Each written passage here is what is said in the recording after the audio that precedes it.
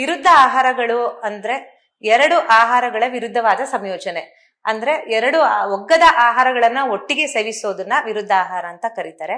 ವಿರುದ್ಧ ಆಹಾರಗಳು ಅಂದ್ರೆ ಬರೀ ಎರಡು ಫುಡ್ ಕಾಂಬಿನೇಷನ್ಸ್ ಒಂದೇ ಅಲ್ಲ, ಅದನ್ನ ಮಾಡೋ ರೀತಿನಲ್ಲಿ ವಿರುದ್ಧವಾಗಿರ್ಬೋದು, ಅಥವಾ ಅದನ್ನ ತಿನ್ನೋ ಸಮಯ ವಿರುದ್ಧವಾಗಿರ್ಬೋದು, ಅಥವಾ ಆ ಆಹಾರವನ್ನ ಸೇವಿಸುವ ಜಾಗ ಕೂಡ ವಿರುದ್ಧವಾಗಿರ್ಬೋದು. ನಿಮ್ಗೆ ಅನ್ಸುತ್ತೆ ವಿರುದ್ಧ ಆಹಾರ ಅಂತಂದ್ರೆ ಇವಾಗ ಅದೆಲ್ಲ ಸೈಂಟಿಫಿಕ್ ಎವಿಡೆನ್ಸ್ ಇಲ್ಲ, ನೀವೇನೋ ಹೇಳ್ತೀರಾ ಅಂತ.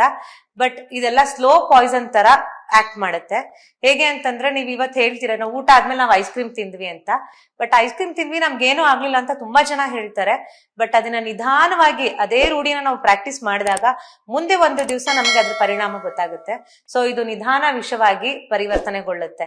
ಸೊ ವಿರುದ್ಧ ಆಹಾರಗಳು ಯಾವ್ಯಾವು, ಮತ್ತೆ ಯಾವಾಗ ಅದನ್ನ ತಿನ್ನಬೇಕು, ಯಾವಾಗ ತಿನ್ನಬಾರದು, ವಿರುದ್ಧ ಆಹಾರ ಅಂದ್ರೆ ಏನು ಅನ್ನೋದನ್ನ ನಾನು ಇವತ್ತು ನಿಮ್ಗೆ ಡೀಟೇಲ್ ಆಗಿ ಹೇಳ್ಕೊಡ್ತೀನಿ.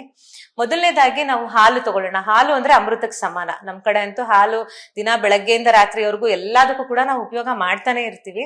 ಸೊ ಈ ಹಾಲನ್ನ ನಾವು ಹೇಗೆ ಬಳಸೋದು? ಮೊದಲನೇದಾಗಿ ನಮ್ ಕಡೆ ಏನ್ ಹೇಳ್ತಾರೆ, ಹಾಲು ಅಂದ ತಕ್ಷಣ ಫಸ್ಟ್ ಮಕ್ಕಳಿಗಂತೂ ಮಿಲ್ಕ್ ಶೇಕ್. ಎಲ್ಲಾ ಮಿಲ್ಕ್ ಶೇಕ್ಗಳು ಇಷ್ಟ. ಎಲ್ಲಾ ಹಣ್ಣುಗಳು ಹಾಕ್ತಿವಿ ಹಾಲೊಳಗೆ, ಅದನ್ನ ಮಿಲ್ಕ್ ಶೇಕ್ ಮಾಡ್ತೀವಿ, ಕುಡಿತೀವಿ. ಇದು ವಿರುದ್ಧವಾದ ಸಂಯೋಜನೆ. ಯಾವಾಗ್ಲೂ ಹಾಲು ಒಂದು ಅಮೃತವಾದ ರೂಪ, ಹಣ್ಣುಗಳು ಅದು ಕೂಡ ತುಂಬಾ ಒಳ್ಳೇದು. ಸೊ ಇವುಗಳ ಸಂಯೋಜನೆ ಬೇಡ.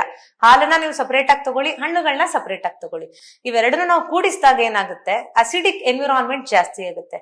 ಸೊ ನಮ್ಮ ಶರೀರ ಯಾವಾಗ್ಲೂ ಆಲ್ಕಲೈನ್ ರೀತಿಯಲ್ಲಿ ಇರಬೇಕು. ನಮ್ಮ ಒಂದು ರಕ್ತದಲ್ಲಿರುವ pH ನ ನಾವು ಆಲ್ಕಲೈನ್ ನ ಮೇಂಟೈನ್ ಮಾಡ್ಬೇಕಾಗುತ್ತೆ.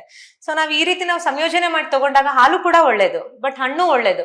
ಎರಡು ಸಂಯೋಜನೆ ಮಾಡಿ ತಗೊಂಡಾಗ ನಮ್ಮ ಬಾಡಿಯಲ್ಲಿ ಅಸಿಡಿಕ್ ಎನ್ವಿರಾನ್ಮೆಂಟ್ ಜಾಸ್ತಿ ಆಗುತ್ತೆ. ಇದರಿಂದ ತೊಂದರೆಗಳಾಗುತ್ತೆ. ನಮಗೆ ಈ ಗ್ರೇ ಹೇರ್ಸ್ ಆಗಿರ್ಬೋದು, ಸೋರಿಯಾಸಿಸ್ ಆಗಿರ್ಬೋದು, ಅಥವಾ ಇಚ್ಚಿ ಸ್ಕ್ಯಾಲ್ಪ್ ಆಗಿರ್ಬೋದು, ಅಸಿಡಿಟಿ ಬರೋದಾಗಿರ್ಬೋದು, ಅಥವಾ ನಮ್ಗೆ ಸ್ಕಿನ್ ಅಲ್ಲಿ ರಿಂಕ್ಲಿಂಗ್ ಆಗಿರ್ಬೋದು. ಸೊ ಇದೆಲ್ಲವೂ ಕೂಡ ವಿರುದ್ಧ ಆಹಾರಗಳ ಪ್ರಯೋಜನದಿಂದಾನೇ ಬರೋದು.